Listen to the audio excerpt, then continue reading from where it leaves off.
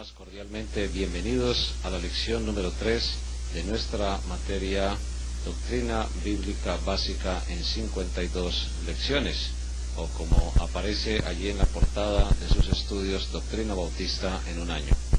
La lección número 3 tiene que ver con el requisito ceremonial para la membresía en una iglesia del Señor Jesucristo. Antes de entrar en materia propia de esta lección, necesitamos recordar que cada una de estas lecciones tiene, al finalizar el texto escrito, 3 secciones. Una parte es la disertación del maestro, la otra parte tiene que ver con las tareas para los alumnos y algunas preguntas para discusión. Las tareas para los alumnos corresponden a la evaluación y que usted, hermano, hermana, debe entregar a cada uno de los hermanos directores de los campus o centros de enseñanza de su iglesia local. Esto se hace con el propósito no solamente de presentar las evaluaciones con sus respectivas calificaciones para obtener los certificados correspondientes, sino que además se deben realizar para poder enfatizar, recordar y de hecho pues extraer las preguntas, inquietudes, comentarios que se hagan necesarios en cada una de estas lecciones. Es de gran importancia recordar que mensualmente hay que estar enviando cada uno de estos materiales para las correspondientes evaluaciones y cumplir con las hojas de seguimiento que el director del centro de enseñanza tiene y que usted, hermano y hermana, tiene la responsabilidad también de llevar a cabo. Le rogamos que nos acompañen en oración para encomendarnos a nuestro amado Señor en el estudio de esta lección número 3, para que la palabra de Dios pues cumpla su propósito y no regrese vacía como ella misma lo afirma. Padre nuestro que estás en los cielos, es un gran privilegio empezar esta lección número 3 con relación a los requisitos ceremoniales para acceder a la membresía en una iglesia tuya. Te damos muchas gracias por los 20 siglos que tú has sostenido tu palabra día a día. Jamás tu iglesia ha dejado de enseñarla, de ser columna y baluarte de la verdad. Permite, Señor, que las personas que se añadan por bautizo a cada una de las iglesias locales que tú tienes, pues realmente puedan cumplir estos requisitos, tanto espirituales como ceremoniales, que tu palabra pueda enseñarse con sencillez, con profundidad, y que los resultados sean exclusivamente para la gloria tuya. En los méritos de tu Hijo amado, nuestro Señor Jesucristo, rogamos tu bendición, tu limpieza y tu dirección en estas lecciones. Amén. Amables hermanos, el requisito ceremonial básico que enseña el Señor en su palabra para acceder a la membresía en una iglesia del mismo Señor lo encontramos en el Evangelio según San Mateo, en el capítulo número 28. A partir del verso número 16 hasta el verso número 20. Le rogamos el favor de que con un texto de la Biblia nos acompañe en la lectura y explicación de esta enseñanza de gran importancia para la iglesia del Señor. Evangelio según San Mateo capítulo 28, a partir del 16 hasta el verso número 20. Pero los 11 discípulos se fueron a Galilea, al monte donde Jesús les había ordenado, y cuando le vieron le adoraron, pero algunos dudaban. Y Jesús se acercó y les habló diciendo: Toda potestad me es dada en el cielo y en la tierra. Por tanto, id y haced discípulos a todas las naciones, bautizándolos en el nombre del Padre, y del Hijo, y del Espíritu Santo. Y dice en el verso 20, enseñándoles que guarden todas las cosas que os he mandado, y aquí yo estoy con vosotros todos los días, hasta el fin del mundo. Amén. Cuando estudiamos este texto bíblico, entonces vamos a encontrar que el Señor Jesucristo había resucitado, había vencido la muerte. Toda la autoridad la tiene Él, y por eso empieza a afirmar toda potestad. La palabra potestad aquí da a entender autoridad. Implica que por encima del Señor Jesucristo no hay nadie que tenga mayor autoridad. Los 11 miembros de la iglesia del Señor que Jesús había establecido, porque Judas Iscariote realmente ya no estaba, recibieron la orden de la gran comisión.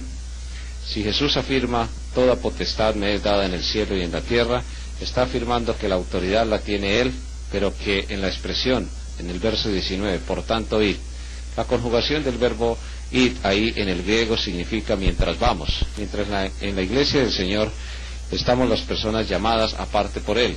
Mientras vivimos, trabajamos, compartimos en nuestras familias. Es decir, mientras vamos como peregrinos por este planeta, pero siendo miembros de la iglesia del Señor Jesucristo, se nos ha entregado una orden que es totalmente inexorable: hacer discípulos. Es un mandato continuo, es una orden imperativa del Señor, pero es una orden que tiene un cumplimiento continuo, y valga la repetición aquí. ¿A dónde? A todas las naciones, dice el Señor Jesucristo. En los requisitos espirituales hablamos del arrepentimiento y de la fe. Cuando nos arrepentimos y creemos en el Señor Jesucristo, entonces llegamos a ser discípulos. Y la palabra desde el original griego significa un seguidor, un aprendiz, un alumno, un estudiante. Y de hecho, entonces, usando la comparación, podemos encontrar que no puede haber un discípulo del Señor Jesucristo sin cumplir esos requisitos espirituales. Pero como el mandato de la Gran Comisión es entregado a la Iglesia, porque Jesús está hablando aquí no a Pedro, a Andrés, a Jacobo, a Juan, a Tomás, a Bartolomé, a cada uno de ellos individualmente, porque ellos realmente partirían a la presencia del Señor, quedarían otras personas. De hecho, entonces, la Gran Comisión es dada a la Iglesia. La autoridad, en primer lugar, de hacer discípulos tiene que ver con el cumplimiento de los requisitos espirituales.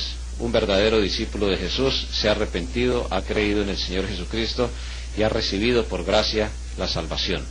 Luego, entonces, ¿qué continúa? La orden de bautizarlo. Dice: bautizándolos en el nombre del Padre, del Hijo y del Espíritu Santo, y enseñándoles que guarden todas las cosas que os he mandado. El proceso es supremamente claro. Jesús está hablando a su iglesia, le está dando una orden. La orden es un proceso. El primer paso en ese proceso es hacer discípulos, es decir, hablar de Cristo, del Evangelio del Señor Jesús, muerte, sepultura y resurrección del Señor Jesucristo. Cuando la persona se arrepiente y cree, entonces llega a ser un discípulo del Señor. ¿Qué hay que hacer con ese discípulo? En segundo lugar, hay que bautizarlo. Y la palabra aquí, bautizar, significa sumergir, como lo vamos a corroborar con los textos que la misma palabra de Dios nos recuerda. Sumergiéndolos en el nombre del Padre y del Hijo y del Espíritu Santo. Lo primero que hay que hacer es estudiar el léxico, es decir, el significado de la palabra bautizar. Esta palabra fue españolizada, y en la materia historia bautista hemos ya visto en algunas lecciones el proceso histórico de la traducción de esta palabra, a partir de en qué momento empezó a tergiversarse, de tal manera que no vamos a repetir la parte histórica porque sería usar algo repetitivo y que no tendría sentido, ya que lo hemos hecho en historia bautista a través de los siglos. Pero lo que sí nos corresponde aquí es en cuanto al significado de la palabra, porque tiene que ver con el requisito ceremonial. La palabra bautizar aquí ha sido españolizada desde el griego. La raíz es baptizo y significa sumergir, sepultar o cubrir totalmente o poner debajo de. Son significados que, si se hubieran colocado de tal manera así, literal, pues se hubieran prestado a muchísima menor confusión. Y entonces la otra raíz, rantizo, que aparece cerca de 40 veces en el Nuevo Testamento, pues no tendría el sentido que hoy en día se le ha dado. Las dos expresiones son totalmente opuestas. Rantizo significa rociar y baptizo significa sumergir. Siempre, a la luz de la palabra de Dios, vamos a encontrar que la raíz griega, en la aplicación de este requisito ceremonial, y en las 80 veces aproximadamente que aparece en la Biblia, siempre significó sumergir. Lo primero que tenemos que decir aquí es que si se hubiera traducido correctamente, entonces la forma de construir la frase hubiera sido: y haced discípulos a todas las naciones, sumergiéndolos en el nombre del Padre, del Hijo y del Espíritu Santo. Esa sería la traducción más precisa, más correcta, que se hubiera prestado a menos confusión. Pero como a lo largo de la historia la doctrina del bautizo causó mucha persecución, muchos muertos, mucha sangre derramada, pues necesariamente entonces los traductores prefirieron colocar los términos griegos, españolizarlos y usar entonces la palabra bautizo como aparece ahí traducida. Pero hay que aclararlo, no está traducida literalmente, sino está españolizada desde el griego. ¿Por qué nos atrevemos a afirmar esto? Los ejemplos que nos presenta la palabra de Dios son supremamente claros. Por ejemplo, vamos a ir al Evangelio según San Mateo en el capítulo número 3, de los versos 13 al 17. Recordemos que estamos estudiando el significado de la palabra bautizo. Mateo 3, desde el verso número 13 hasta el verso número 17. Dice la palabra del Señor: Entonces Jesús vino de Galilea a Juan al Jordán para ser bautizado por él. Recordemos que aquí la palabra es sumergido. La traducción: ¿cómo podemos afirmar que realmente es sumergido? Por lo que sigue diciendo el texto. En el verso 14 dice que Juan se le oponía diciendo: yo necesito ser sumergido o bautizado por ti, ¿y tú vienes a mí? Pero Jesús le respondió: deja ahora, porque así conviene que cumplamos toda justicia. Entonces le dejó. Y sigue diciendo en el verso 16: y Jesús, después que fue bautizado, subió luego del agua. Y aquí los cielos le fueron abiertos, y vio al Espíritu de Dios que descendía como paloma y venía sobre él. Y hubo una voz de los cielos que decía: este es mi Hijo amado, en quien tengo complacencia. La afirmación aquí en cuanto al bautismo del Señor Jesucristo también nos trae suficiente claridad. Jesús se bautiza no porque necesitara bautizo, sino como testimonio, para que nosotros como creyentes lo hiciéramos, en primer lugar. En segundo lugar, se bautiza en su naturaleza humana, es decir, se sumerge. ¿Por qué podemos hablar de sumergimiento? ¿Por qué podemos hablar que Jesús fue sepultado en el agua? Y no como lo presentan algunas imágenes: Jesús en la orilla del río, Juan el Bautista con un recipiente colocando o derramando sobre él algunos fragmentos de agua, algunas gotas de agua. No, lo que dice aquí es: subió luego del agua. Si subió es porque Jesús había bajado, y aquí los cielos le fueron abiertos. Hermanos y hermanas, es supremamente claro lo que Dios nos enseña aquí a través de su palabra. Bautizar significa sumergir. Jesús fue sumergido. ¿Por qué? Porque la construcción de la frase lo da a entender de una manera clara. Subió luego del agua.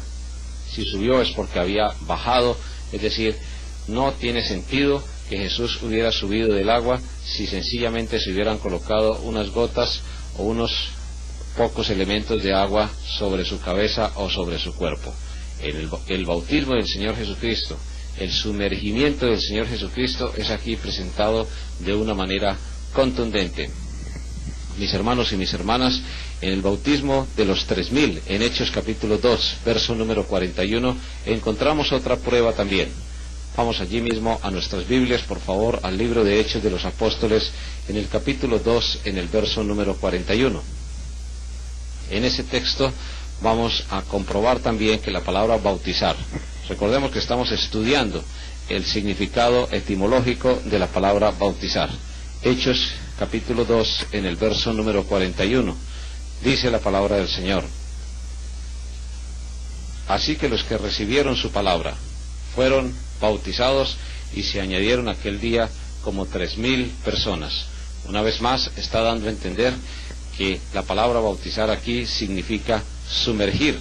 En ningún momento puede traducirse de otra manera, porque el significado permanente de la palabra bautizo siempre ha sido sumergir. ¿Por qué podemos afirmar que aquí estas personas fueron sumergidos, cerca de 3000, y que se añadieron cumpliendo el requisito ceremonial en la iglesia del Señor Jesucristo? Porque en el libro de Romanos, en el capítulo número 6, nos dice claramente que el bautismo simboliza una sepultura.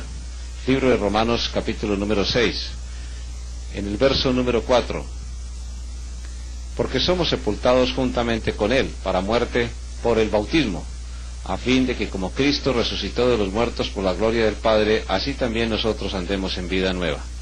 De hecho, hay varias explicaciones y hay varias relaciones en este texto, pero la primera enseñanza que Dios nos quiere presentar, desde Romanos capítulo 6, desde el verso 1 hasta el verso número 4, y continuando en el verso número 5 hasta el verso número 7, en esas dos secciones el significado es absolutamente claro. Sepultar es el verdadero significado. Sumergir, cubrir totalmente. En el caso del bautismo de agua, es el verdadero significado de la palabra bautismo. Hay otros textos que nos ayudan. Por ejemplo, el bautismo referido en el libro de Hechos de los Apóstoles, Hechos capítulo número 8, en el verso número 35. Entonces Felipe, abriendo su boca y comenzando desde esta escritura, le anunció el Evangelio de Jesús. Yendo por el camino llegaron a cierta agua, y dijo el eunuco: aquí hay agua, ¿qué impide que yo sea bautizado? Verso 37. Felipe dijo: si crees de todo corazón, bien puedes. Y respondiendo dijo: creo que Jesucristo es el Hijo de Dios. Ahí estaba cumpliendo los requisitos espirituales: arrepentimiento y fe en el Señor Jesús. Y luego viene el requisito ceremonial. Verso 38. Y mandó parar el carro, y descendieron ambos al agua, y Felipe y el eunuco, y le bautizó. Y en el verso 39, una vez más vuelve a explicar el significado de la palabra bautizo, que es sumergir. Cuando subieron del agua. Si traducimos la palabra bautizo como rociar, pues realmente no tiene sentido. Encontraríamos que hay una contradicción, y podemos hacerlo a manera de ejemplo. Si decimos, o mejor, si la Biblia dijera: Felipe y el eunuco y le roció, verso 39, cuando subieron del agua, pues habría una contradicción, porque no se necesita bajar al agua, no se necesita ser sumergido, ¿verdad?, en el caso de ser rociado. Entonces el verso número 39 nos dice de una manera también clara que subieron del agua, y el Espíritu del Señor arrebató a Felipe, y el eunuco no le vio más, y siguió gozoso su camino. Estos tres pasajes: el bautismo del Señor Jesucristo, el bautismo de los 3000 cuando se añadieron a la iglesia, el bautismo aquí en este caso del eunuco por parte de Felipe con la autoridad que le había dado la iglesia, pues nos representan a nosotros de una manera clara también el hecho de que la palabra bautizo significa entonces sumergir. No hay otra explicación con base en la palabra de Dios que sea diferente o que sea realmente la verdad. La palabra bautizar significa entonces sumergir, en ningún momento significa rociar. Ahora, ¿por qué Dios estableció el requisito del bautismo? Si vamos al libro de Colosenses, nosotros vamos a entender que en el Antiguo Testamento se usaba un símbolo. Vamos al libro de Colosenses en el capítulo número 2, a partir del verso número 11, vamos a encontrar aquí, mis hermanos y mis hermanas, el símbolo que se usaba en el Antiguo Testamento de la relación de los creyentes del pueblo de Israel básicamente con el mismo Señor. Colosenses capítulo 2, en el verso 11. En él también fuisteis circuncidados, hablando del Señor Jesucristo, con circuncisión, no hecha a mano, al echar de vosotros el cuerpo pecaminoso carnal en la circuncisión de Cristo, sepultados con él en el bautismo, en el cual fuisteis también resucitados con él, mediante la fe en el poder de Dios que le levantó de los muertos.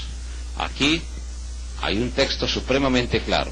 En el Antiguo Testamento la circuncisión era el símbolo del pacto entre Dios y su pueblo, entre Dios y los creyentes del pueblo de Israel que esperaban al Señor Jesucristo como Mesías. Y lógicamente, muchos de ellos no creyeron finalmente que Jesús era el Mesías, el ungido, el escogido, el señalado como libertador del pecado. Pero los que realmente llegaron a creer, por ejemplo, en el caso de la iglesia de Colosas, se les hace una comparación y se les da una enseñanza. La circuncisión, que era un acto físico en el cuerpo del ser humano, simbolizaba la limpieza, no solamente física, sino más aún, la limpieza espiritual. La circuncisión fue el símbolo que se usó para dar a entender la limpieza espiritual que a través del arrepentimiento y la fe en el libertador escogido, es decir, en el Señor Jesucristo que vendría, pues daba vida eterna a esas personas. Pero venido el Señor Jesucristo, ya la circuncisión cumplió y ya no estamos bajo la ley, sino estamos bajo la gracia.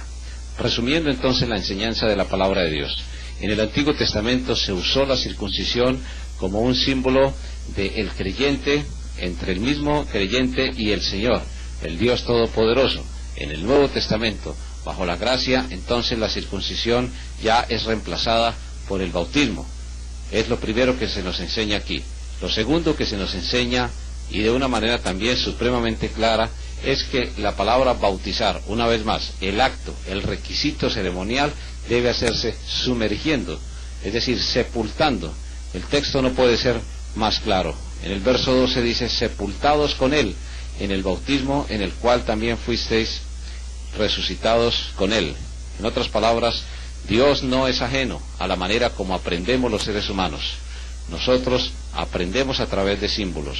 Usted y yo, por ejemplo, aprendimos operaciones aritméticas o matemáticas, a sumar, a restar, a dividir, a multiplicar a través de símbolos. Aprendimos a leer y escribir a través de símbolos. Mucho del conocimiento que nosotros tenemos lo hemos adquirido a través de símbolos. Para conducir por una ciudad, para manejar un equipo, para operar una máquina, necesitamos cantidad de símbolos. Aún la misma escritura es una serie organizada de símbolos que llevan a conceptos, a ideas y a verdades. Por eso hay que repetir que Dios no es ajeno a la manera como nosotros aprendemos. Es cierto que el bautismo no salva a nadie. Es cierto también que el bautismo es un símbolo, es el primer acto público de obediencia y que debe realizarse para acceder a la membresía de la Iglesia. Entonces, haciendo una breve recapitulación, podemos observar que la palabra de Dios nos recuerda de una manera clara que el bautismo es un símbolo de obediencia pública, en primer lugar, de que nos hemos arrepentido ya, de que hemos creído en el Señor Jesucristo. Por eso el bautismo no salva, pero sí es un símbolo de que fuimos ya salvos y que el día que recibimos a Jesús, entonces estuvimos reconociendo, y ahora lo hacemos públicamente en el acto del bautismo, que Jesús murió, fue sepultado y resucitó, y que así nosotros, al creer en Cristo después de habernos arrepentido, también vamos a morir, también vamos a ser sepultados, pero también vamos a resucitar. Eso es entonces el acto del bautismo, un símbolo que representa el Evangelio, representa la muerte, representa la sepultura y la resurrección. ¿De quién? Tanto de Cristo como del creyente en el Señor Jesucristo. Ese símbolo inmediatamente nos hace aptos para que la Iglesia tome la decisión. Cuando la Iglesia, que es quien ha recibido la autoridad de hacer discípulos y de bautizar, propone, secunda y vota que nosotros somos aceptados en el seno de la Iglesia, entonces es cuando el bautismo, cumplidos los requisitos, procede a efectuarse como un símbolo e inmediatamente la persona se añade a la Iglesia. Inmediatamente después del bautismo, la Iglesia ha votado ya previamente que el candidato debe ser sumergido, simbolizando el Evangelio, con la autoridad de una iglesia local, como lo vamos a ver en los requisitos, y también añade al cuerpo del Señor Jesucristo, que es la Iglesia. Otra vez tenemos que regresar al libro de Hechos de los Apóstoles, en el capítulo número 2, para comprobar lo que estamos afirmando a través de la palabra del Señor. Libro de Hechos, capítulo 2, allí en el verso número 41. El apóstol Pedro predica un mensaje controvirtiendo a aquellos que los acusaban de estar embriagados, o ebrios, o borrachos. Se había presentado el bautismo del Espíritu Santo a la iglesia. Personas que no habían estudiado algunos idiomas, Dios los usa prodigiosamente para que hablen en esos idiomas el Evangelio. Y entonces se presenta allí el famoso o la famosa manifestación de idiomas o de lenguas. Luego entonces, cuando dice aquí la palabra del Señor que Pedro predica un mensaje, él empieza predicando el Evangelio. Sed salvos de esta perversa generación. Y en el verso 41 afirma, así que los que recibieron su palabra. ¿Qué significa la frase recibieron su palabra? Sencillamente que se habían arrepentido y habían creído. Habían cumplido los requisitos espirituales. ¿Qué seguía ahora? Seguían los requisitos ceremoniales. Y entonces afirma aquí el médico Lucas en el verso número 41, los que recibieron su palabra fueron bautizados o fueron sumergidos y se añadieron. ¿A dónde se añadieron? Se añadieron a la iglesia del Señor Jesucristo. Aquí es muy importante enfatizar, a manera de paréntesis, que no es que estuviese siendo establecida la iglesia del Señor, como afirman algunos. No, la iglesia fue establecida por el Señor Jesucristo en su ministerio terrenal. Allí la iglesia bautizó, allí la iglesia sirvió la cena del Señor. El Señor estableció a través de su iglesia esa ordenanza también, las dos ordenanzas, el bautismo, la cena del Señor, la forma de arreglar los conflictos. Allá en el Evangelio según San Mateo, en el capítulo número 18, claramente se nos dice que la autoridad final la tiene la iglesia en cuanto a los conflictos, y así sucesivamente encontramos que ya la iglesia del Señor estaba operando y que recibe la gran comisión. Inmediatamente Jesús resucita. Por eso el requisito ceremonial que solamente les faltaba a estas personas que habían escuchado el Evangelio a través del Señor, y mejor a través también del apóstol Pedro, pues era cumplir el bautizo. Habían ya recibido la palabra de Dios, necesitaban añadirse a la iglesia, proceden a cumplir el mandato de la gran comisión de bautizarse, y luego entonces finalmente son añadidas a la iglesia del Señor. La prueba sigue en el verso número 42. Y perseveraban en la doctrina de los apóstoles. En otras palabras, la doctrina de Dios. Y ahí se estaba cumpliendo la gran comisión. Id, haced discípulos, bautícelos, enseñándole todo lo que yo os he mandado, dice el Señor Jesús. La doctrina de los apóstoles. Primero arrepentimiento y fe. Luego bautismo para añadir a la iglesia. Y luego viene la enseñanza. La comunión unos con otros. Es decir, el compañerismo, que también fue enseñado por el Señor Jesús. El partimiento del pan, que es el cumplimiento de la ordenanza de servir la cena del Señor, y en las oraciones. Y desde el verso número 43 hasta el verso número 47, pues hay una serie de procesos de enseñanza donde la iglesia continúa perseverando unánime cada día, como dice ahí en el verso número 46, en el templo. Y en el 47 puntualiza afirmando: alabando a Dios y teniendo favor con todo el pueblo, y el Señor añadía cada día a la iglesia los que ya eran salvos. Ahí hay una traducción, un verbo que está incorrectamente traducido en la versión Reina Valera de 1960, porque aparentemente da a entender que la iglesia salva, cuando dice añadía cada día a la iglesia los que habían de ser salvos. No, la traducción ahí que es correcta es: añadía el Señor a la iglesia los que ya eran salvos a través de la ordenanza del bautismo. Recapitulando una vez, entonces podemos afirmar, con base en la palabra de Dios y en los textos que hemos estudiado.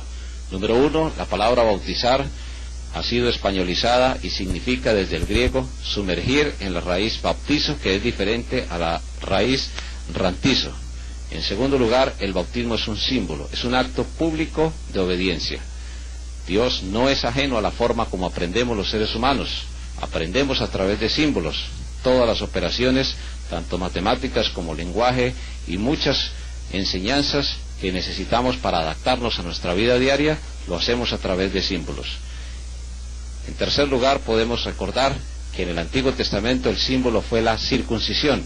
Allá en el libro de Colosenses entonces estudiamos que ahora Dios ha reemplazado el símbolo de la circuncisión en el antiguo pacto por el símbolo del bautizo en el segundo pacto, o en el pacto ya de la sangre del Señor Jesucristo, que fue suficiente en cuanto al cumplimiento que se hizo una vez y para siempre, ofrecido por nuestros pecados.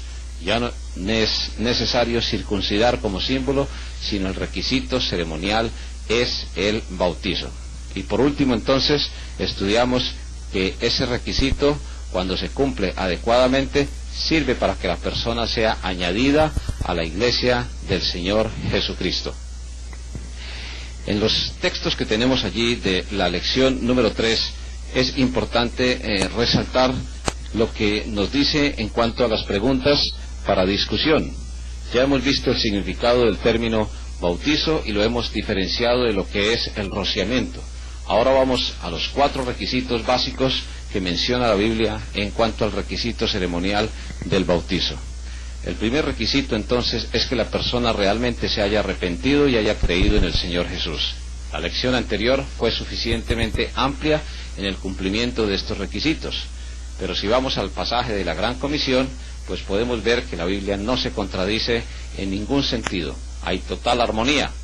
Por tanto, id y haced discípulos a todas las naciones, bautizándolos.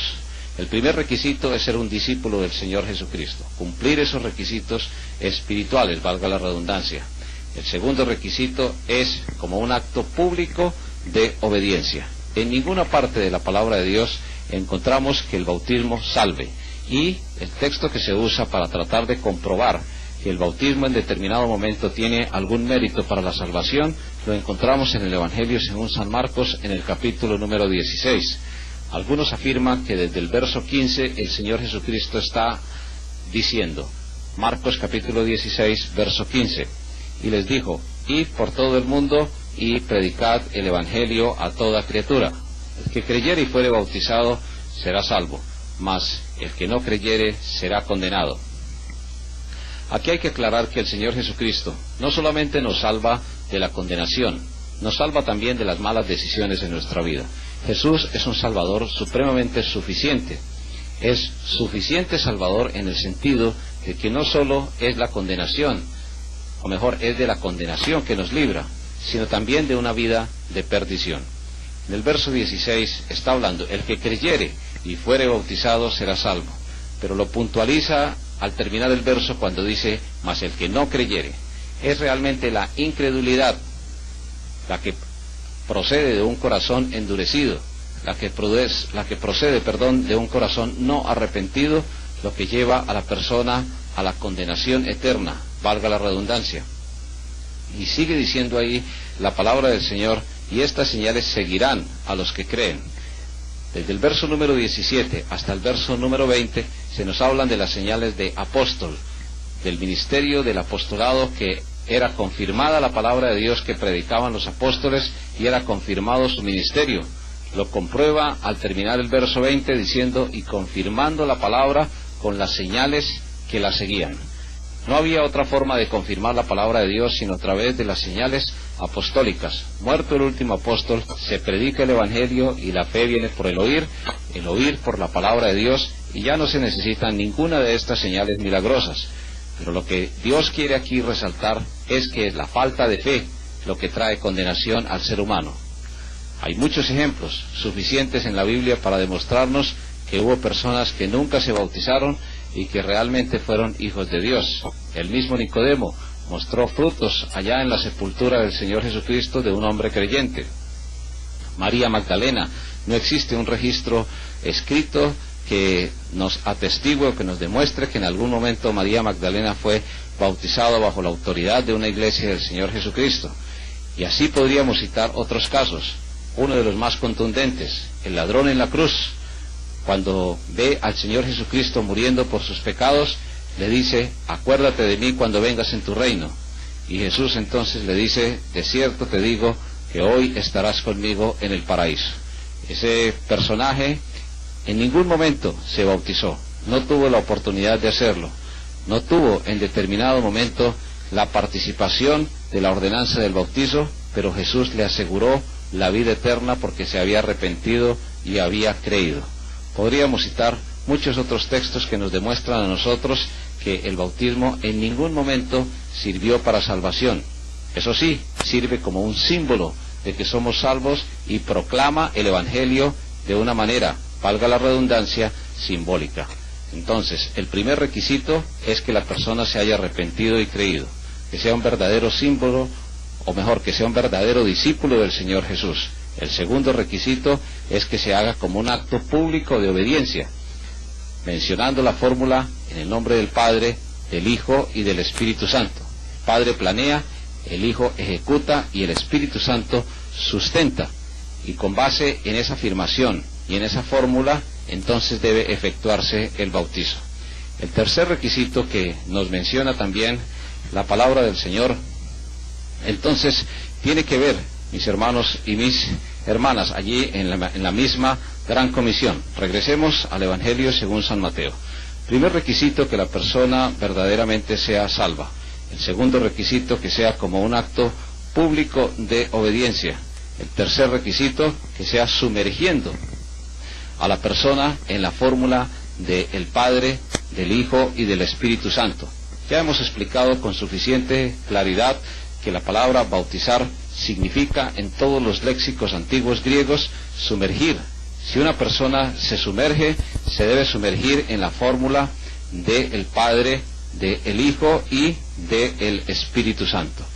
Mis hermanos y mis hermanas, el último requisito, el cuarto, ya tiene que ver con la autoridad.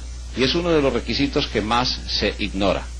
La iglesia del Señor Jesús, o mejor, a la iglesia del Señor Jesús se le prometió que el mismo Señor Jesucristo estaría con ella todos los días hasta el fin del mundo. Y eso da a entender de una manera bastante clara y certera el poder para sostener a la iglesia, que la promesa de que las puertas del infierno o del Hades no prevalecerían contra ella dependen del poder de Dios. Es el Señor quien ha sostenido día a día a la iglesia de Él, a la iglesia que Él estableció, con la misma doctrina, con las mismas prácticas, con las mismas ordenanzas, y durante estos 20 siglos ha sostenido la autoridad. Por eso la expresión que mencionábamos al principio allá en el Evangelio según San Mateo capítulo 28, desde los versos 16 hasta el 20. La expresión central es la potestad, en otras palabras, la autoridad. Jesús le entregó la autoridad de bautizar a su iglesia, y cada iglesia local transfiere esa autoridad o ejecuta esa autoridad cuando aprueba que una persona sea bautizada. Es la iglesia local, es el Señor el que llama, pero es la iglesia local la que vota en aprobación el bautismo del candidato. El pastor, el diácono, el hermano o hermana que en determinado momento oficien el bautismo, simplemente están realizando eso. Están oficiando el bautismo, pero siempre se hace bajo la autoridad de una iglesia local. Es toda la iglesia, todos los miembros de la iglesia, con igualdad de derecho, de voz y de voto, quienes deciden que un candidato es idóneo para ser bautizado. Muchas personas se han bautizado, inclusive algunos de ellos de una manera equivocada. Cuando Jesús dice cada uno bautícese, entonces ellos dicen no necesito de nadie. Simplemente ellos mismos van y se sumergen en un lugar donde hay bastantes aguas y dicen que lo hacen en la fórmula del nombre del Padre, del Hijo y del Espíritu Santo, y que así quedan bautizados. La realidad es que la palabra de Dios es muy contundente, muy clara en esto, y siempre ha sido una iglesia local la que ha autorizado el bautismo de los nuevos creyentes, de los nuevos discípulos que han llegado a la salvación a través del arrepentimiento y de la fe en el Evangelio del Señor Jesucristo. Hay personas que cumplen 1, 2, a veces hasta 3 requisitos, pero el bautizo que Dios exige cumple 4 requisitos esenciales.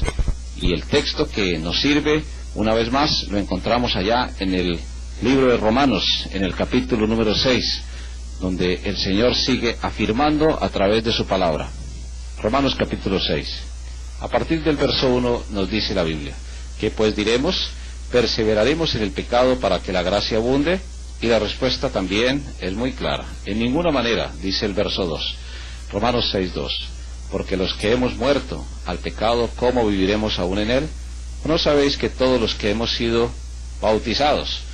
Si traducimos correctamente la palabra, entonces debemos usar sumergidos en Cristo Jesús. Hemos sido sumergidos en su muerte, porque somos, y viene la explicación, somos sepultados juntamente con Él para muerte por el bautismo, a fin de que como Cristo resucitó de los muertos por la gloria del Padre, así también nosotros andemos en vida nueva.